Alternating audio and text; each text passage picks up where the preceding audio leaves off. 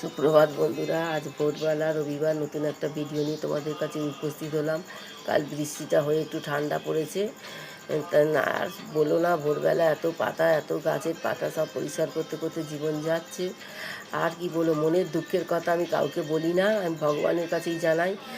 যাকেই তুমি মনের দুঃখের কথা বলো না কেন, সে একদিন কী করবে হয়তো তোমার কথা নিয়ে একে বলবে, ওর কথা নিয়ে ওকে বলবে, সেই করে আর একটা বিশাল অশান্তি। মনে মনে হয়তো তোমার দুঃখ দেখে তারা হাসবে। ওই জন্য যা কিছু সমস্যা, যা কিছু দুঃখ সব এক ঈশ্বরের কাছে বলাই ভালো। ঈশ্বরই প্রকৃত বুঝবে কার দোষ, কার অন্যায়, কে সঠিক, কে বেঠিক, এগুলো ঈশ্বর ছাড়া কেউ বুঝতে পারে না।